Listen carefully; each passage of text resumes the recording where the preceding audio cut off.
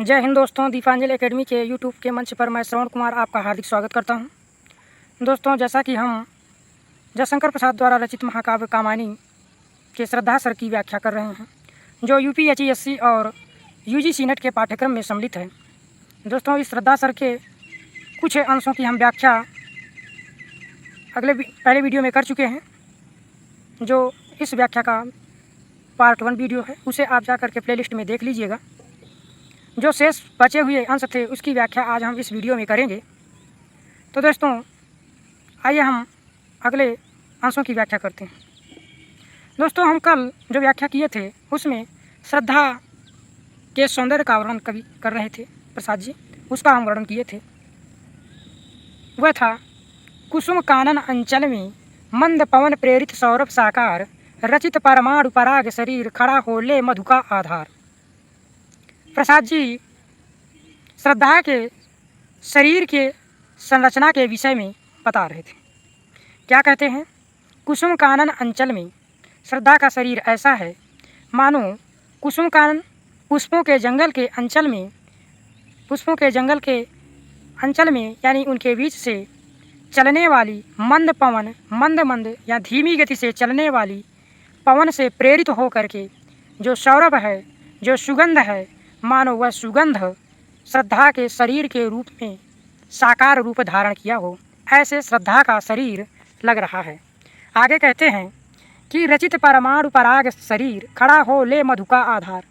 श्रद्धा का सौंदर्य ऐसा है मानो रचित परमाणु पराग शरीर, मानो वह कुसुम कानन के अंचल में जो खिले हुए पुष्प हैं, उन पुष्पों के पराग से लेकर के बनाए हुए मधु का आधार लेकर या मधु में डुबो करके यह श्रद्धा का सौंदर्य से युक्त, सौरभ से युक्त, सुगंध से युक्त सुंदर शरीर का निर्माण किया गया हो। श्रद्धा का ऐसा सौंदर्य से युक्त शरीर है। इस पद की हम व्याख्या कर चुके थे दोस्तों। आज हम अगले इस पद की व्याख्या करेंगे कि और पड़ती हो उस पर शुभ्र नवल मधुरा का मन की साध, हंसी का मद विह्वल प्रतिबिंब मधुरिमा खेला सदृश आबाद।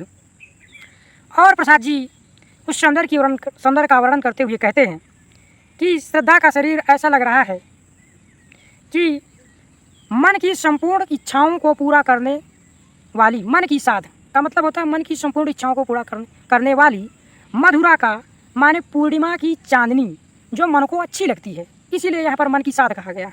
पूर्णिमा की चांदनी, वो चांदनी कैसी है? नवल है, नवीन है, सुंदर है और शुभ्र है, पवित्र है, स्वच्छ है।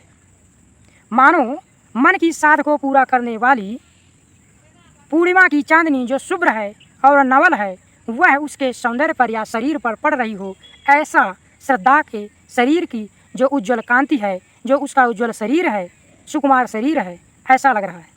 और उसमें हंसी भी है। वो हंसी कैसी है? हंसी का मद विह्वल प्रतिबिंब मधुरिमा खेला सदस आबाद। उसमें जो हंसी का मद से भरा हुआ विह्वल है, आनंदित जो हंसी है, वह प्रतिबिंब के रूप में दिखाई दे रही है।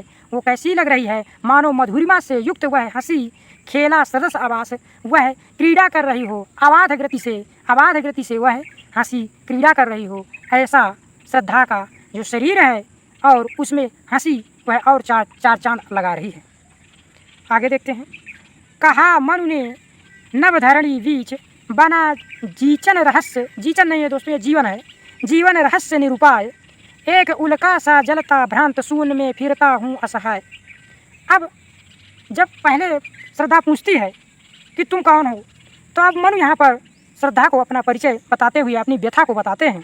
क्या कहते हैं? मनु ने कहा नभ धरणी बीच बना जीवन रहस्य निरूपाय। नभ यानी आकाश, धरणी माने पृथ्वी, जीवन रहस्य या जीवन का जो रहस्य है, निरूपाय उपायों से रहित। एक उल्का पिंड होता है जो आकाश से टूटता है, जलता भ्रांत, वह उल्का पिंड कैसे है? जलता हुआ है और वह भ्रांत है, यानी कि उसकी दिशा निश्चित नहीं है। शून्य में फिरता हूँ, शून्य मतलब इस निर्जन में या आकाश और पृथ्वी के बीच का जो स्थान है वह शून्य है, उसको कहते हैं फिरता हूँ। असहाय मतलब निरुपाय हूँ। दोस्तों, यहाँ पर जो उल्का सा जलता है, यहाँ पर उल्का का मानवीकरण किया गया है। उल्का सा जलता मनु को कहा गया है, क्योंकि जिस प्रकार से उल्का पिंड होता है और वह टूटता है तो उसका कोई दिशा नहीं होती है और वह जलता है, उसमें तपन होती है, उसमें संघर्ष होता है। तो यहाँ पर मनु के जीवन में भी उल्का जलता से मनु के जीवन के जो संघर्ष है उसके विषय में संकेत किया गया है। कहा मनु ने नभ धरणी बीच, मनु कहते हैं कि इस पृथ्वी और आकाश के बीच में जो मेरा जीवन है वह बिल्कुल रहस्य के समान है, जिसको जाना नहीं जा सकता है, और निरुपाय मेरा जीवन है, कोई उपाय नहीं है, उपाय से रहित हो गया हूँ मैं। अब क्यों ऐसा हो गया है और यहाँ पर रहस्य कैसे है? रहस्य उसका जीवन इसलिए है क्योंकि जो मनु थे उनका जो देव संस्कृति के पुरुष थे, और एकाएक जब देव संस्कृति नष्ट हो जाती है तो मनुष्य को ये जो मन को ये जो देव सृष्टि नष्ट होती है वह एक रहस्य जैसे लगती है, और उसमें से केवल मनु का बच जाना, केवल मनु का बच जाना और संपूर्ण देव सृष्टि का नाश हो जाना मन को एक रहस्य जैसा लगता है कि आखिरकार मैं क्यों बच गया हूँ, मैं किस लिए बच गया हूँ, वो मनु खुद नहीं जान पाते हैं। इसलिए कहा है, मनु ने अपने जीवन को रहस्य कहा है। और फिर आगे कहते हैं निरुपाय, निरुपाय इसलिए है क्योंकि मनु को अब आगे क्या करना है क्या नहीं करना है वो कुछ सोच नहीं पा रहे हैं, कुछ कर नहीं पा रहे हैं, इसलिए यहाँ पर निरुपाय शब्द का प्रयोग किए हैं। और फिर मनु ने अपने के लिए क्या कहा है कि उल्का सा जलता भ्रांत, जिस प्रकार से उल्का पिंड होता है, जो आकाशीय पिंड होता है, वह ग्रहों के टकराने से जब टूटता है, टूट करके जब वह पृथ्वी की ओर या अन्य ग्रहों की ओर जब वह गति करता है तो उसकी कोई दिशा निश्चित नहीं होती है कि वह कहाँ जाएगा, वह किधर जाएगा। उसी प्रकार से जिस प्रकार से उल्का पिंड की कोई गति निश्चित नहीं होती है, वह कहाँ जाएगा, वैसी ही स्थिति इस समय मन की है कि वह क्या करेगा, उसके जीवन का क्या लक्ष्य है, क्या लक्ष्य नहीं है, यह कुछ निश्चित नहीं कर पा रहे हैं मन। इसलिए अपने को कहते हैं कि मेरा जीवन जो है उल्का सा जलता हुआ भ्रांत है और शून्य में फिरता हूँ असहाय, और इस पृथ्वी और आकाश के बीच का यह जो स्थान है इसमें मैं असहाय घूम रहा हूँ, असहाय यहाँ पर फिर रहा हूँ। मेरा कोई सहारा करने वाला नहीं है, कोई मेरा मुझे ढाढ़ बंधाने वाला नहीं है। इस निर्जन में, शून्य का यहाँ पर दो अर्थ लिए जाएंगे, आप एक पृथ्वी और आकाश के बीच का स्थान भी कह सकते हैं और एक निर्जन भी कह सकते हैं, जहाँ पर कोई अन्य प्राणी ना हो तो उसे कहा जाता है। आगे चलते हैं। आगे फिर मनु कहते हैं कि शैल निर्झर न बना हतभाग्य, गल नहीं सका जो कि हिमखंड, दौड़ कर मिला न जलनिधि अंक, आह वैसा ही हूँ पाषंड। क्या कहते हैं? अब अपने जीवन को कोसते हुए, अपने जीवन की निरर्थकता को बताते हुए मनु कहते हैं कि शैल निर्झर न बना हतभाग्य, कि हे श्रद्धा, मेरा जो जीवन है वह शैल निर्झर न बना हतभाग्य, इतना मैं अभागी हूँ कि ऐसा कोई पर्वत भी न बन सका जिससे कि कोई निर्झर यानी कि झरना निकलता। मेरा जीवन वैसा ही है जिस शैल से, पर्वत से कोई निर्झर, कोई झरना नहीं निकलता है, नीरस है। यहाँ पर झरना जो है वह कैसा हो, झरना क्या करता है? झरना दोस्तों जीवों के लिए कल्याण का कार्य करता है, प्राणियों के लिए कल्याण का कार्य करता है। किंतु अगर किसी पर्वत से वह कल्याण करने वाला झरना भी ना निकले, वह जलस्रोत भी ना निकले, तो उस पर्वत का कोई अस्तित्व, कोई महत्व नहीं रह जाता है, क्योंकि वह कोई कल्याण नहीं कर पा रहा है। इसी प्रकार से अपने जीवन को उस शैल, उस पर्वत के समान मन बताते हैं, कहते हैं कि मेरा जीवन उस पर्वत के समान है जो जिससे कोई निर्झर, कोई कल्याण करने वाला, प्राणियों की भूख को मिटाने वाला कोई निर्झर नहीं निकला, उसी पर्वत के समान मेरा जीवन है। और आगे कहते हैं कि गल नहीं सका जो कि हिमखंड, और आगे क्या कहते हैं कि मेरा जीवन और कैसा है? गल नहीं सका जो कि हिमखंड, वैसा मेरा जीवन है कि जो हिमखंड, जो बर्फ़ का टुकड़ा, ग्लेशियर गल ना सका हो। गल करके जब कोई हिमखंड या ग्लेशियर जाएगा तो किसी न किसी सागर में मिलेगा नदियों के माध्यम से, और वह पुनः सागर में जाकर के वाष्पीकरण की प्रक्रिया के द्वारा वाष्पीकृत होकर के जाकर के कहीं ना कहीं बारिश करेगा। किंतु मेरा जीवन वैसा है जो हिमखंड ऐसा ना हो सका कि वह मिल करके जाए, सागर में जाए और बारिश करे और प्राणियों का कल्याण करे। तो मेरा जीवन वैसा ही है कि जिस प्रकार से वह हिमखंड प्राणियों का कल्याण नहीं कर पाता है, उसी प्रकार से मेरा भी जीवन है कि मैं किसी भी प्राणी का कल्याण नहीं कर पाता हूँ। और आगे कहते हैं कि दौड़ कर मिला न जलनिधि अंक, आह वैसा ही हूँ पाषंड, और मैं कैसा हूँ कि जो दौड़ करके, चल करके, बह करके मैं कोई ऐसा हिमखंड या ग्लेशियर नहीं हूँ जो जलनिधि यानी सागर के अंक में यानी गोद में जा कर के मिला हो, ऐसा मेरा जीवन नहीं है। इस पाखंड के समान मेरा जीवन है कि मैं भी कुछ नहीं कर सका। आह वैसा ही हूँ पाषंड, और मैं वैसा ही पाखंडी हूँ। यहाँ पर पाखंड का मतलब पाखंडी हूँ, जो कुछ ना कर सके, जो जीवन में कुछ ना कर सके, किसी का कल्याण ना कर सके, मैं वैसा पाखंडी हूँ। आगे देखते हैं, आगे फिर क्या कहते हैं मनु? कहते हैं पहेली सा जीवन है व्यस्त, उसे सुलझाने का अभिमान बताता है विसृत का मार्ग। आगे देखते हैं। चल रहा हूँ बनकर अनजान। कहते हैं कि मेरा जो जीवन है वह एक पहेली के समान। पहेली दोस्तों वह होती है जिसके आंसर को निकालना, जिसके उत्तर को निकालना, जिसको सुलझाना बहुत कठिन होता है। मेरा जीवन उस पहेली सा है जो व्यस्त है, जिस उसमें सुलझाने का जो उस व्यस्तता से युक्त, उस उलझन से युक्त जीवन को, जो मेरा पहेली सा जीवन है उसको सुलझाने का जो मुझ पर अभिमान था। यानी मनु सोच रहे थे कि मैं इस अपने रहस्यमय जीवन को सुलझा लूँगा, उसका उनको गर्व था। वह जब सुलझा नहीं पाते हैं तो बताता है विसृत का मार्ग, और कहते हैं कि वह मेरा जो मार्ग है, जो मेरी पूर्व की स्मृतियाँ हैं, वह और मुझे अपने मार्ग से विस्मृत कर देती हैं, भटका देती हैं। चल रहा हूँ बनकर अनजान, और मैं उन अपनी स्मृतियों के मार्ग पर इस प्रकार से अनजान बन करके, जिसको कोई रास्ता ना मालूम हो, उस प्रकार से मैं अनजान बन करके, मूर्ख बन करके चल रहा हूँ। मेरे जीवन का अब कोई उद्देश्य नहीं है। ये मनु अपनी व्यथा को श्रद्धा से कहते हैं। आगे देखते हैं। भूलता ही जाता दिन रात सजल अभिलाषा कलित अतीत, बढ़ रहा तिमिर गर्भ में नृत्य दीन जीवन का यह संगीत। आगे क्या कहते हैं? मनु कहते हैं कि मैं दिन प्रतिदिन भूलता ही जाता दिन रात। मैं अपने उस ऐश्वर्य से युक्त जीवन को, जो मेरा आनंदमय जीवन था, उसको मैं दिन प्रतिदिन, दिन रात उस विलासमय जीवन को, उस सुखमय जीवन को भूलता जाता हूँ। सजल अभिलाषा कलित अतीत, मेरी जो अतीत की संपूर्ण अभिलाषाओं को पूर्ण करने वाली इच्छा थी, उसको मैं भूलता जा रहा हूँ। बढ़ रहा तिमिर गर्भ में नित्य, और मेरे उस अतीत में दिन प्रतिदिन अंधकार बढ़ रहा है, हमेशा अंधकार बढ़ता जाता है। दीन जीवन का यह संगीत, और मेरा जो वह जीवन था, जीवन को जो संगीत था, उस संगीत पर जो देव सृष्टि के समय मेरा संगीत था, वह उस जीवन को, उस संगीत को मैं दिन प्रतिदिन भूलता जा रहा हूँ, और उसमें, उस जीवन में दिन प्रतिदिन अंधेरा छाता जा रहा है। आगे देखते हैं। क्या कहूँ मैं उद्भ्रांत विवर में, नील गगन में आज वायु की भटकी एक तरंग शून्यता का उजड़ा सा राज। आगे कहते हैं, आगे अपनी व्यथा को फिर से श्रद्धा से बताते हुए कहते हैं कि क्या कहूँ। दोस्तों, जब कोई व्यक्ति बहुत बड़े समस्याओं से ग्रसित होता है, तो उससे समस्याओं को, उसके दुख को अगर पूछा जाता है, तो उसके मुख से केवल एक ही शब्द निकलता है कि मैं क्या बताऊँ, क्या कहूँ। वही बात उसी अवसाद दुख से युक्त होकर के मन श्रद्धा से कहते हैं कि क्या कहूँ,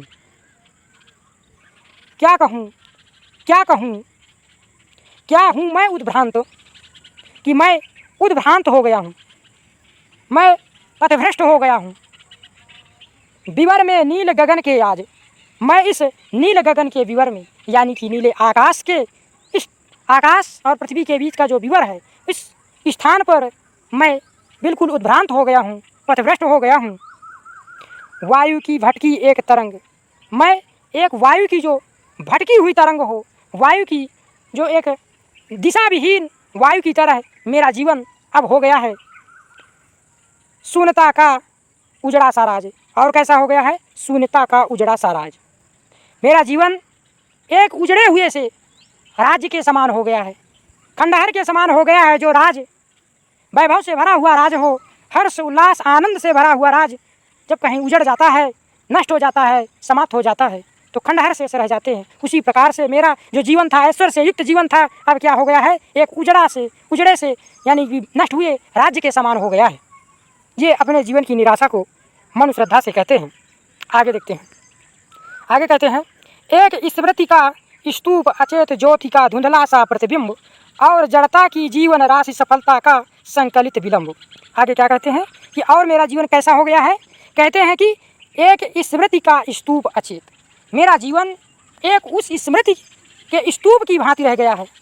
दोस्तों, स्तूप जो बौद्ध धर्म के अनुयायियों के द्वारा या महात्मा बुद्ध के द्वारा जो बनवाए जाते थे, और उनमें जो स्मृतियाँ, जो अवशेष हुआ करते थे, उनको रखा करते थे, तो उसी को कहते हैं मनु कि जिस प्रकार से एक स्तूप में स्मृतियों को संग्रहित करके रखा जाता है, मेरा जीवन एक उस अपनी देव संस्कृति को सोचने वाला या स्मृतियों में रखने वाला स्तूप सा हो गया है मेरा जीवन।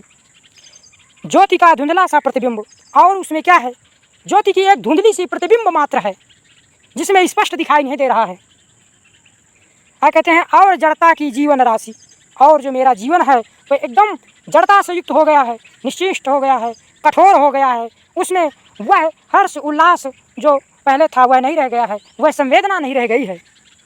सफलता का संकलित विलंब, क्योंकि जो सफलता है उसका पाना बहुत दुष्कर है, बहुत कठिन है, बहुत दूर है। इसलिए मेरा जीवन एक स्तूप की भांति हो गया है, धुंधला हो गया है, जिसके आगे कोई प्रकाश नहीं है, जिसकी कोई दिशा नहीं है।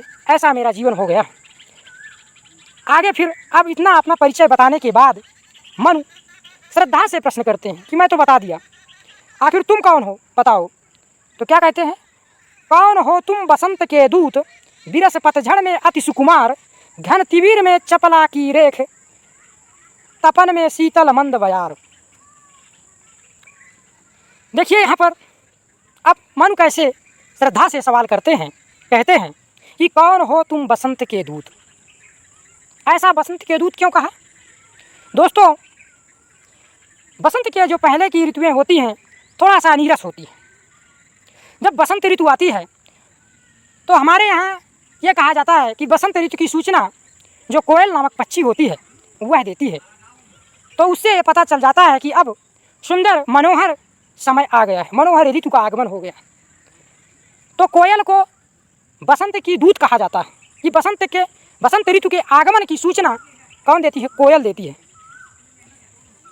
तो उसी की भांति जो श्रद्धा है कोयल की भांति आकर के मन को संदेश देती है, मन को बताती है, मन के जीवन का लक्ष्य बताती है। उसी को मन कहते हैं कि तुम कौन हो? बसंत के दूत। बिरस पतझड़ में अति सुकुमार, ये बिरस पतझड़, इस पतझड़ में जो जीवन मेरा बिल्कुल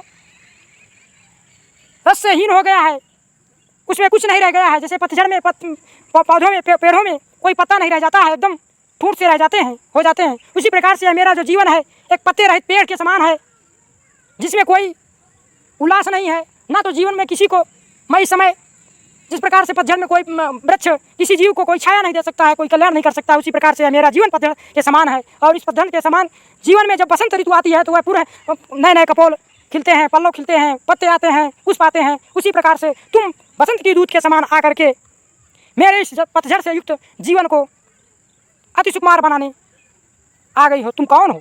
घन तिमिर में चपला की रेख, और क्या कहते हैं कि घन तिमिर में, घने अंधकार में चपला की रेख, जो घने अंधकार में अधिक अंधेरा हो और वहाँ पर कोई बिजली की रेखा आकर के उसमें प्रकाश उत्पन्न कर जाए, उसी प्रकार से मेरा जो जीवन है घोर निराशाओं से युक्त है, निराशा रूपी अंधकार से युक्त है।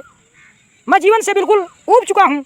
इस मेरे अंधकार रूपी जीवन में तुम उस चपला के समान, उस विद्युत के समान प्रकाश करने वाली, मेरे जीवन में आशा की ज्योति का संचार करने वाली उस विद्युत की रेखा के समान आखिर तुम कौन हो? और क्या कहते हैं कि तुम कैसी हो? तुम मेरे जीवन में आकर के कैसी लग रही हो? कहते हैं कि तपन में शीतल मंद बयार। जिस प्रकार से अत्यंत गर्मी के समय में भीषण जब गर्मी पड़ रही हो, उस समय अगर कहीं से मनुष्य को शीतलता प्रदान करने वाली वायु चल जाए, बयार मतलब वायु आ जाए, उस अत्यंत भीषण गर्मी में शीतलता प्रदान करने वाली वायु के समान तुम आखिरकार कौन हो, जो मेरे इस जले हुए जीवन पर आकर के उस वायु के समान शीतलता प्रदान कर रही हो, अपने वाणी के द्वारा मेरे जीवन में संचार कर रही हो। आखिरकार तुम कौन हो? ये मनु कहते हैं, श्रद्धा से सवाल पूछते हैं। आगे देखते हैं, आगे क्या कहते हैं मनु? कहते हैं कि नखत की आशा किरण समान, हृदय के कोमल कवि की कांत, कल्पना की लघु लहरी दिव्य, कर रही मानस हलचल शांत। क्या कहते हैं कि तुम और कैसी हो? नखत की आशा किरण समान।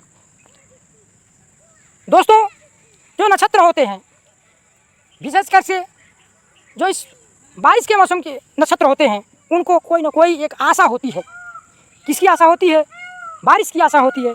उसी प्रकार से ये कहते हैं कि जिस प्रकार से कोई नक्षत्र किसी किरण की आशा लगाए बैठे रहते हैं, उसी प्रकार से तुम एक आशा का संचार करने वाली उस किरण के समान तुम कौन हो, जो हृदय के कोमल कवि की कांत, हृदय के कोमल कवि की कांत, जो कवि की कोई किसी कवि की कोमल कांत कोमल पदों से युक्त कविता के समान जो हृदय में आशा संचारित कर देने वाली उस कवि की कविता के समान कांति से युक्त आखिर तुम कौन हो। आगे कहते हैं कि कल्पना की लघु लहरी दिव्य कर रही मानस हलचल शांत। कहते हैं कि कल्पना की लघु लहरी और दिव्य कल्पना, जिसको हम न प्राप्त वस्तु को की भी हम कल्पना कर जाते हैं, उस कल्पना के समान लघु लहरों वाली और दिव्य से अलौकिकता से युक्त आखिरकार तुम कौन हो, जो मेरे सामने आकर के कर रही मानस हलचल शांत।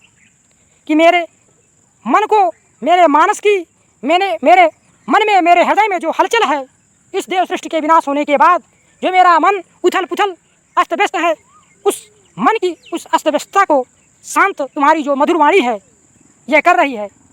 मेरे मन को शांत करने वाली तुम कौन हो, ये मनु श्रद्धा से सवाल करते हैं। आगे देखते हैं। अब यहाँ पर श्रद्धा कहती है, उनके सवालों का जवाब देती है। क्या कहती है? लगा कहने आगंतुक व्यक्ति मिटाता उत्कंठा सविशेष, दे रहा हो कोकिल सानंद सुमन को ज्यों मधु मैं संदेश। अब श्रद्धा बोलती हैं, और जब वह बोलती हैं तो कैसी लग रही हैं उसका कवि वर्णन करता है। कहते हैं कि लगा कहने आगंतुक व्यक्ति, यहाँ दोस्तों आगंतुक व्यक्ति श्रद्धा है, क्योंकि आप वहाँ पर पहले मन वहाँ पहले से विद्यमान थे और आगंतुक एक श्रद्धा ही वहाँ पहुँचती है। तो कवि कहते हैं कि लगा कहने आगंतुक व्यक्ति, वह आगंतुक व्यक्ति यानी श्रद्धा कहने लगी, और कैसे कहती है? मिटाता उत्कंठा सविशेष। और वह कैसे कहती है? उत्कंठा सविशेष। मन के मन में जो विशेष उत्कंठाएँ हैं, जानने की जो इच्छाएँ हैं, उन इच्छाओं को मिटाती हुई, यानी उन इच्छाओं को संतुष्ट करती हुई, उन इच्छाओं को पूर्ण करती हुई दे रहा हो कोकिल सानंद। कोकिल के समान, कोयल के समान आनंद देने वाली वाणी में अब वो समझा रही, बता रही श्रद्धा। जब श्रद्धा बता रही हैं, समझा रही हैं, तो कवि कहता है कि मानो उसकी मन की संपूर्ण इच्छाओं को शांत कर रही हो, उत्कंठाओं को संतुष्ट कर रही हो, उनकी इच्छाओं को संतुष्ट कर रही हो, और कोकिल के समान श्रद्धा मन को आनंदित कर रही है। कोकिल के समान आनंदित इसलिए कहा गया है दोस्तों, क्योंकि जब कोयल बोलती है तो कोकिल की वाणी को सुंदर माना जाता है, और कहते हैं कि वह बोलती है तो हमें आनंदित होता है, हमें आनंदानुभूति होती है। इसीलिए श्रद्धा की वाणी को कोकिल कहा गया है कि जब श्रद्धा समझाती है मन को तो वह कोयल के समान आनंद देती है उसकी वाणी। और कहती हैं कि सुमन को ज्यों मधुमय संदेश। सुमन यानी कि सुमनों यानी पुष्पों को मानो मधुमय संदेश दे रही हो। कौन? कोयल। उसी वैसा श्रद्धा कर रही है। सुमन यहाँ पर दो अर्थ लिए जाएंगे, एक मनु लिया जाएगा, एक पुष्प लिया जाएगा। प्रतीकों के माध्यम से, लाक्षणिकता के माध्यम से, लक्षणा शब्द शक्ति है यहाँ पर, लाक्षणिकता के माध्यम से कवि श्रद्धा और मनु के संवादों को बता रहे हैं। कहते हैं सुमन को जो मधुमय संदेश, मानो वह कोयल पुष्पों को मधुमय संदेश दे रही हो, सुखद संदेश दे रही हो, उस प्रकार श्रद्धा मनु से, सुमन मतलब मन को उसी प्रकार मधु यानी कि आनंद से युक्त संदेश दे रही हैं, उनको आगे जीवन जीने का उपदेश दे रही हैं। अब कैसे उपदेश दे रही हैं, आइए देखते हैं क्या उपदेश दिए हैं। भरा था मन में नव उत्साह, सीख लूँ ललित कला का ज्ञान, इधर रही गंधर्वों के देश पिता की हूँ प्यारी संतान। अब अपना परिचय श्रद्धा देती हैं, क्योंकि मनु ने पूछा कि कौन हो तुम बसंत के दूत, तो उस वाणी में बताती हैं जो कोयल के समान संदेश दे रही हो, उस वाणी में अपना परिचय बता रही हैं। कवि कहता है कि भरा था मन में नव उत्साह। श्रद्धा कहती है कि मेरे मन में उत्साह भरा था, मेरा मन अत्यंत उत्साहित था। सीख लूँ ललित कला का ज्ञान, कि मैं ललित कलाओं का ज्ञान सीख लूँ, ललित कलाओं को सीख लूँ। अब ललित कला का ज्ञान सीखने का उत्साह यहाँ पर कवि ने क्यों कहा श्रद्धा को? क्योंकि श्रद्धा भाव का विषय है और ललित कलाएं जो है वह भावात्मक होती हैं, इसलिए यहाँ पर कहते हैं। और दूसरी बात यह है कि श्रद्धा जो है वह गंधर्वों के देश से आई हुई है, गांधार प्रदेश से आई हुई है। और दोस्तों जो गांधार जाति होती है वह इस नृत्य कलाओं, ललित कलाओं के लिए जानी जाती है, उनका वह मुख्य पेशा होता है। इसीलिए यहाँ पर उन्होंने कहा कि ललित कला का ज्ञान सीखने का उत्साह था श्रद्धा में।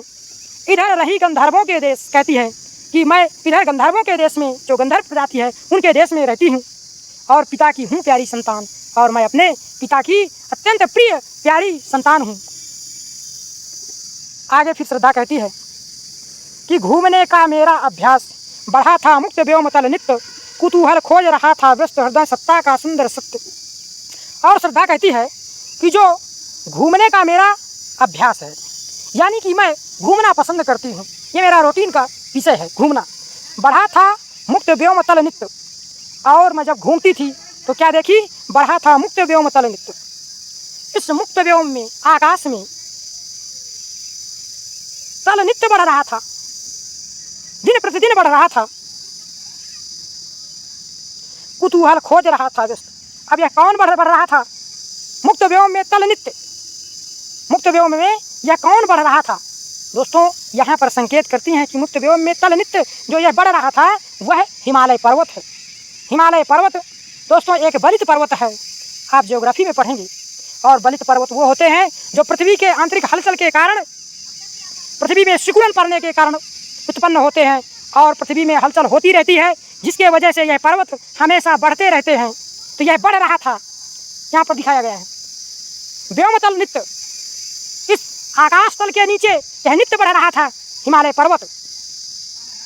तो कुतूहल खोज रहा था दोस्तों, मेरा मन जो था वह अत्यंत कुतूहल से युक्त था कि यह क्या है जो नित्य प्रति बढ़ रहा है। हृदय सत्ता का सुंदर सत्य, और यह मेरे हृदय का सुंदर जानने की जो इच्छा थी यह मुझे इधर लाई है। आगे देखते हैं, दृष्टि जब जाती हिमगिर और प्रश्न करता मन अधिक अधीर, धरा की यह सुकुड़न भयभीत आहा कैसे है क्या है पीर। दृष्टि जब जाती हिमगिरो, और कहती हैं कि जब इस हिमगिरी हिमालय से बने हुए इस पर्वत पर मेरी दृष्टि जाती थी तो मेरा मन अधीर होकर के, बेचैन होकर के प्रश्न करता था। क्या प्रश्न करता था? धरा की यह सिकुड़न भयभीत, यह पृथ्वी की सिकुड़न, यह जो भयभीत करने वाली है, आहा कैसी है क्या है पीर, कि पृथ्वी को क्या पीर है, क्या पीड़ा है, क्या कष्ट है कि यह कैसे सिकुड़न बढ़ रही है पृथ्वी की। दोस्तों जब हमारे पास कोई डर होता है, भयभीत शब्द आया है, डर होता है, पीड़ा होती है, तो हम सिकुड़ जाते हैं। उसी प्रकार से श्रद्धा कहती है कि इस हिमालय पर्वत के विषय में मुझे जानने की इच्छा हुई कि पृथ्वी को आखिरकार कौन सी पीड़ा है कि यह इतना सिकुड़ करके ऊपर की ओर उठ रही है।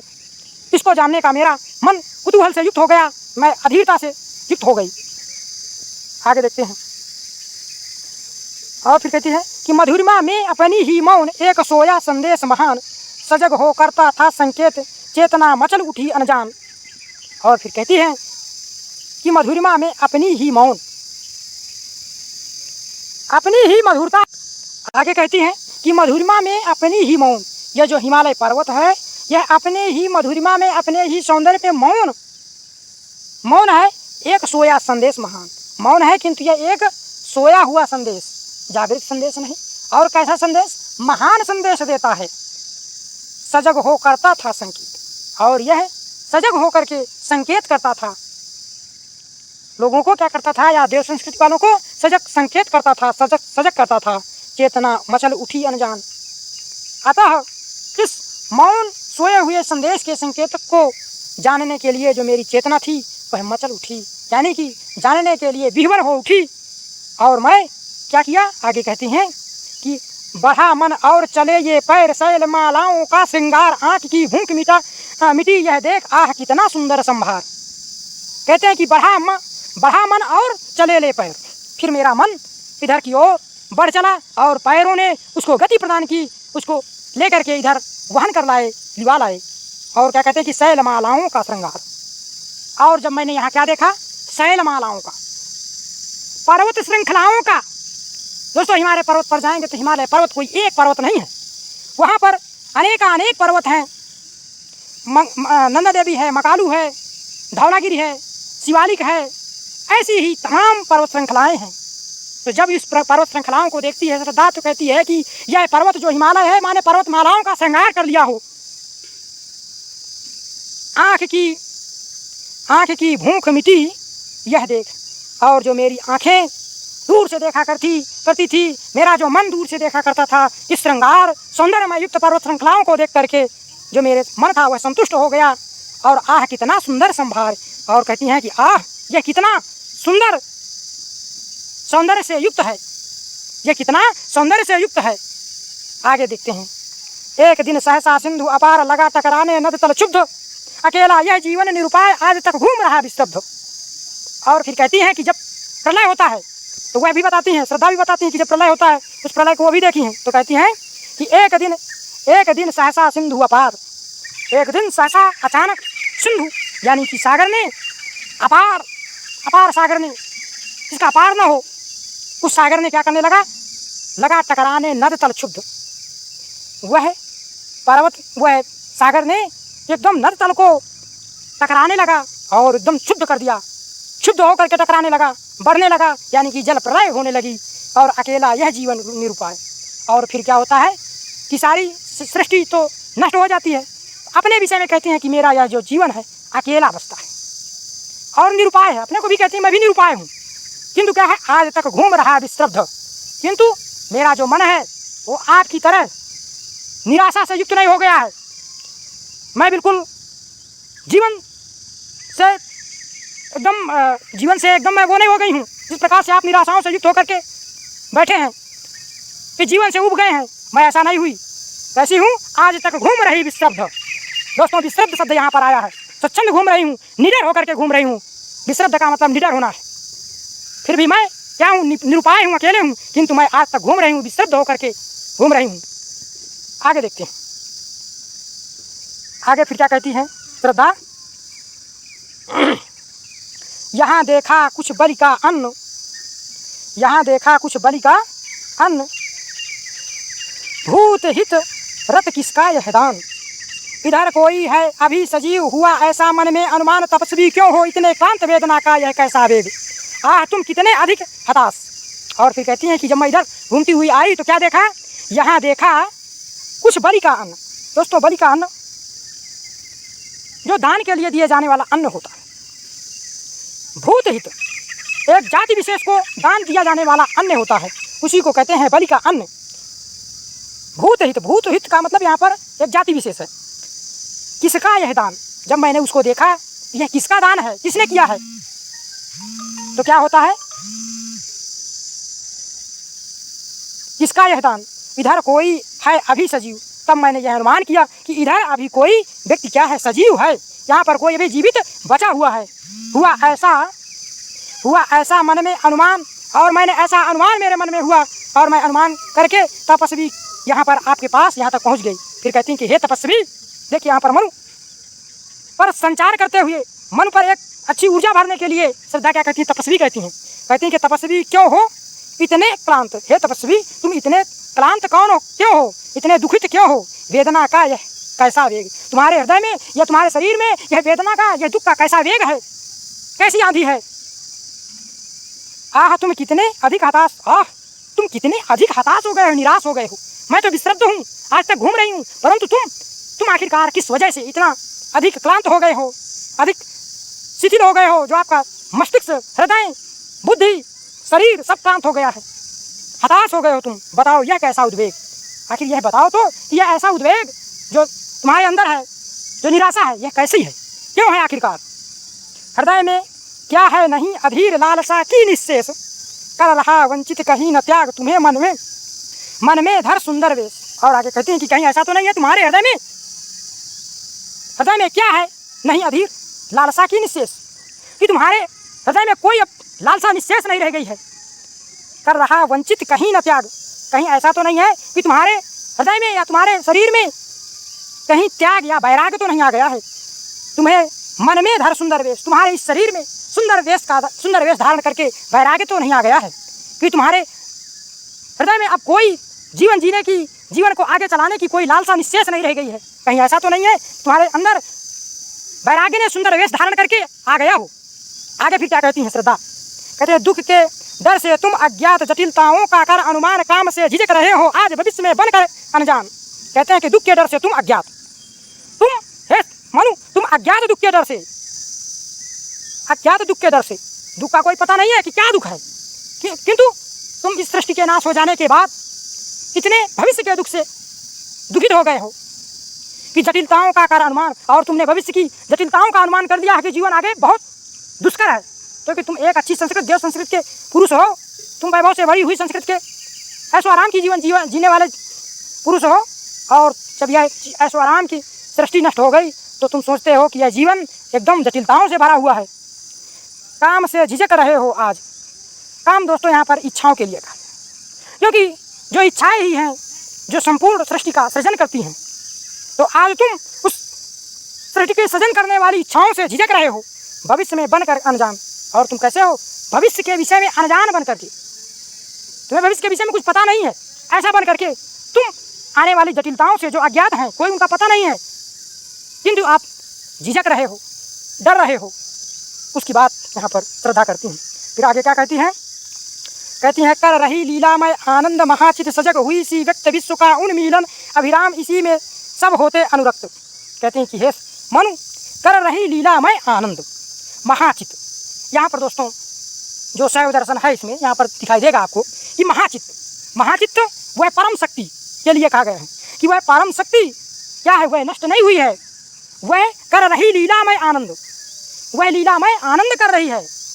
लीलामय आनंद कैसा? वह परम चित्त या महाचित्त यानी कि परम शक्ति ही लीला करती है, यानी कि वह अपना एक लीला कर चुकी या विनाश कर चुकी, अब पुनः क्या करेगी? सृजन करेगी, और वह कर रही है लीलामय आनंद। आनंद कब होगा? जब सृजन होगा। वह महाचित्त या महाशक्ति क्या करती है कि सृजन करती है, पालन करती है और उसका विनाश करती है, तो वह अपना नित्य कार्य कर रही है।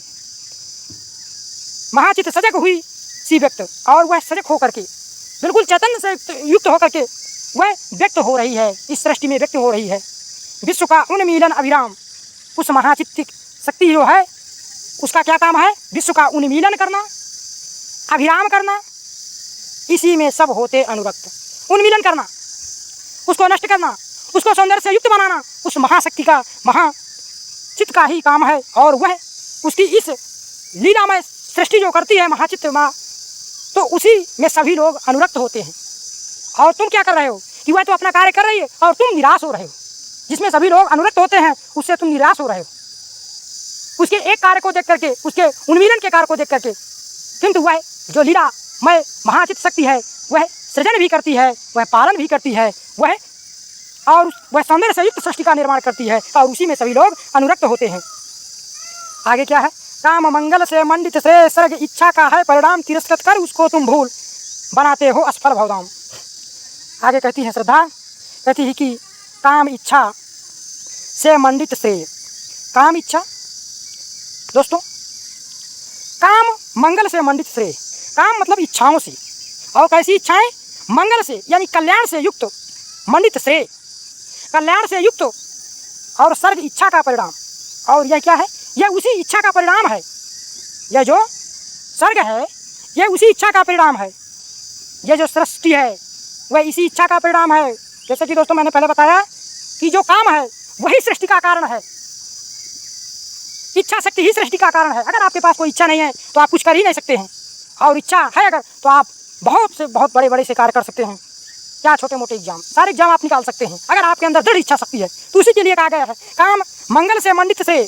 जो इच्छा है वह मंगल से मंडित है, यानी कि कल्याण से युक्त है, और उसी कल्याण के काम की इच्छा का जो मंगल से युक्त है उसी का यह परिणाम है। यह क्या? यह सृष्टि। तिरस्कृत कर उसको तुम भूल, और तुम क्या कर रहे हो? तुम उस इच्छा शक्ति को, यानी कि बिल्कुल तुम वैराग्य को धारण कर रहे हो, यानी इच्छाओं को त्याग देना। वैराग्य का मतलब यही होता है दोस्तों कि अपनी सांसारिक संपूर्ण इच्छाओं को त्याग करके चल देना। तो तुम क्या कर रहे हो? तुम उस अपने इच्छाओं को त्याग करके तिरस्कृत कर उसको तुम भूल बनाते हो असफल भवधाम, और तुम उसको तिरस्कृत करके, उस इच्छा शक्ति को तिरस्कृत करके जिससे सृष्टि का निर्माण होना है उसको तिरस्कृत करके तुम खुद तो अपने जीवन को असफल बना ही रहे हो, परंतु इस भावधाम, इस पृथ्वी धाम, इस सृष्टि को क्या कर रहे हो? असफल बना रहे हो। क्योंकि यहाँ पर ऐसा क्यों कहा है? क्योंकि अगर तुम बिल्कुल वैराग्य धारण कर लोगे तो अब मानव जाति का विकास नहीं होगा, इस सृष्टि का विकास नहीं होगा, तो यह जगत बिल्कुल असफल सा हो जाएगा। इसलिए तुम ऐसा ना करो, तुम्हें इस सृष्टि पर मानव जाति का विकास करना है। आइए आगे देखते हैं। दुख की पिछली रजनी बीच विकसता सुख का नवल प्रभात। आगे अब उदाहरण देते हुए बताती हैं कि दुख की पिछली रजनी बीच, जो दुख की रजनी होती है, राका होती है दोस्तों। यहाँ पर दुख की रजनी, रजनी को यानी रात्रि को दुख क्यों कहा जाता है? क्योंकि जैसे रात्रि आ जाती है लोग अपने सारे कार्यों को बंद कर देते हैं।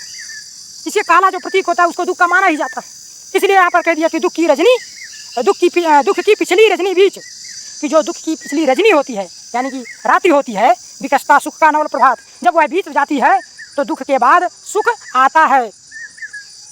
दोस्तों जीवन में दुख आपके यहाँ पर जीना बिल्कुल हमें कमानी सिखाती है कि जीवन में अगर आपके दुख आते हैं तो उसका मतलब है कि इस दुख के बाद सुख आना निश्चित है। इसलिए जीवन में कितने भी आपके जीवन में दुख आए, कष्ट आए, उनसे संघर्ष करना है।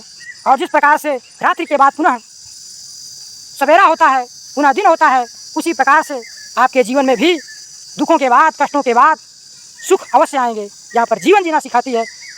आइए देखते हैं आगे। एक पर्दा यह जीना नील छिपाए है जिसमें सुख गात। कहती हैं कि यह एक पर्दा है। कौन? ये जो रात्रि और सुबह होने के बीच का जो समय है उसको एक पर्दे के रूप में बताती हैं। अब कहती हैं कि यह एक पर्दा है, इसके बाद जैसे पर्दा हटेगा वैसे दिन हो जाएगा। उसी प्रकार से कहती है कि जीवन में जो दुख है वो एक पर्दे के रूप में है। जो समस्याएं हैं एक पर्दे के रूप में है, जैसे हट जाएंगी हमारे जीवन में हर्ष उल्लास भर जाएगा, जीवन आनंदमय हो जाएगा। इसलिए तुम इतना हताश और निराश ना हो, ये एक पर्दे के रूप में है जो जिनके हटते ही हमारे जीवन में हर्ष उल्लास आ जाएगा। छिपाए है जिसमें सुख गात। कहते हैं कि यह वही है जो हमारे सुख और सौंदर्य को छिपाए हुए हैं, कि दुख निराशा ये वो हैं। आगे फिर क्या कहती है श्रद्धा? जिसे तुम समझते हो अभिशाप जगत की ज्वालाओं का मूल, इसका वह रहस्य वरदान कभी मत इसको जाओ भूल। आगे कहती है कि जिसे तुम समझते हो अभिशाप, क्या समझते हो? अभिशाप समझते हो। इस संसार को जिसको अभिशाप समझते हो, इस देव सृष्टि के विनष्ट हो जाने पर तुम इसको अभिशाप मानते हो सृष्टि को, किंतु तुम क्या कर रहे हो? भूल कर रहे हो। ऐसी भूल कर रहे हो क्योंकि यह जो सृष्टि है यह जगत की ज्वालाओं का मूल है। इस संसार की ज्वालाओं का, संसार की जो सृष्टि का मूल है, इसका वह रहस्य वरदान, यह ईश्वर का रहस्यमय वरदान है। ऐसा इससे तुम घबराओ नहीं, कभी मत इसको जाओ भूल। इसको तुम कभी मत भूलो कि यह दुख है, यह दुख नहीं है, यह ईश्वर का वरदान है। आगे क्या कहते हैं? विषमता की पीड़ा से व्यक्त हो रहा स्पंदित विश्व महान, यही दुख सुख विकास का सत्य, यही भूमा का मधुमय गान। कहती हैं कि विषमता की पीड़ा से ये जो व्यक्त होता है और यह स्पंदित हो रहा है, यह चलायमान जो यह महान बहुत बड़ा विश्व है, संसार है, यही दुख सुख विकास का सत्य है। ये जो संसार है ये दुख और सुख दोनों के विकास का सत्य है। अर्थात ये दोनों आएंगे, ये संसार दोनों से युक्त है, सुख और दुख से। यही भूमा का मधुमय दान, और यही तो इस ईश्वर का क्या है? मधुमय दान है, सौंदर्य से युक्त दान है, दुख और सुख ये दोनों। आगे कहती हैं, कहते हैं नित्य समरसता का अधिकार उमड़ता, कारण जलनिधि समान व्यथा में नीली लहरों बीच, बिखरते सुख मरिगढ़ द्युतिमान। दोस्तों अब हम इस सेशन को यहीं पर समाप्त करते हैं। अगले पदों की व्याख्या हम बाद में करेंगे, अगले वीडियो में इसका अगला भाग हम लेकर के आएंगे, क्योंकि दोस्तों समय काफ़ी हो चुका है। दोस्तों मैं आशा करता हूं कि इस जो वीडियो व्याख्यान है आप इसे सुनने के बाद, पढ़ने के बाद लाभान्वित अवश्य होंगे। तो दोस्तों इस वीडियो को अब हम यहीं पर विराम देते हैं। दोस्तों आपसे एक गुजारिश है कि आप चैनल को लाइक और सब्सक्राइब ज़रूर करिएगा, ताकि जो अगले आने वाली वीडियो की सूचना आपको मिल सके और आसानी से आप अगला वीडियो देख सकें।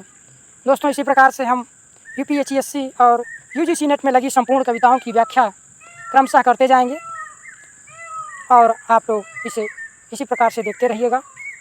धन्यवाद।